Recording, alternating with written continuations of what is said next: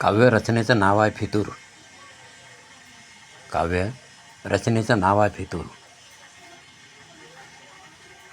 अरे स्वार्थी साधकांनो, अरे स्वार्थी साधकांनो, काँग्रेसच्या भरोशावर शाळा संस्था तुम्ही घेतल्यात. अरे स्वार्थी साधकांनो, काँग्रेसच्या भरोशावर शाळा संस्था तुम्ही घेतल्यात.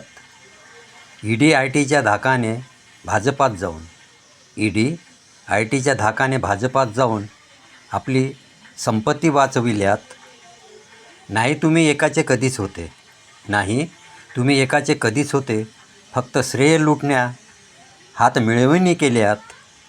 ज्यांचे मीठ खाऊन तुम्ही संसार थाटल्या, ज्यांचे मीठ खाऊन तुम्ही संसार थाटल्या, विश्वासघात करून वैरी झाल्यात. अरे स्वार्थी साधकांनो, काँग्रेसच्या भरोशावर शाळा संस्था तुम्ही घेतल्यात. ईडी-आयटीच्या धाकाने भाजपात जाऊन आपली संपत्ती वाचविल्यात. नाही तुम्ही एकाचे कधीच होते, फक्त श्रेय लुटण्या हात मिळवणी केल्यात. ज्यांचे मीठ खाऊन तुम्ही संसार थाटल्या, ज्यांचे मीठ खाऊन तुम्ही संसार थाटल्या, विश्वासघात करून वैरी झाल्यात. तुमची ओळख अनेकदा निवडणुकात फितूर म्हणून गावोगावी झाली आहे. तुमची ओळख अनेकदा निवडणुकात फितूर म्हणून गावोगावी झाली आहे. थांबून जा जरा काही काळ. राज्यात केंद्रात 2029ला काँग्रेस सत्तेत आली आहे. कुत्र्यासमान हाल होतील तुमचे, ना घरचे ना दारचे, फक्त भुंकत राहाल. तुमचा संपूर्ण फितुरीचा इतिहास व्हावा उघड. 2 तबले कुठपर्यंत वाजवाल. तुमची ओळख अनेकदा निवडणुकात फितूर म्हणून गावोगावी झाली आहे.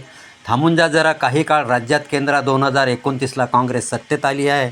कुत्र्यासमान हाल होतील तुमचे, ना घरचे ना दारचे, फक्त भुंकत राहाल. तुमचा संपूर्ण फितुरीचा इतिहास व्हावा उघड. 2 तबले कुठपर्यंत वाजवाल. 2 तबले कुठपर्यंत वाजवाल. अनेकदा मन मोठे करून धोकेबाजांना तुम्हा पक्षात त्यांनी ठेवले.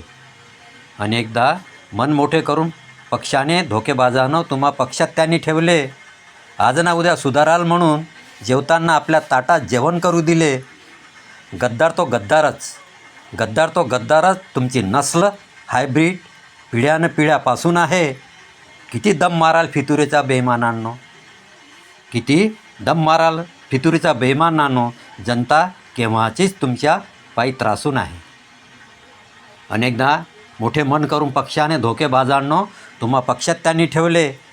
आज ना उद्या सुधाराल म्हणून जेवताना आपल्या ताटात जेवण करू दिले. गद्दार तो गद्दारच तुमची नस्ल हायब्रीड पिढ्यापासून आहे. किती दम माराल फितुरीच्या बेईमानांनो. जनता केव्हाचीच तुमच्या पायी त्रासून आहे. जनता केव्हाचीच तुमच्या पायी त्रासून आहे. कवी जी.डी. सोमकर.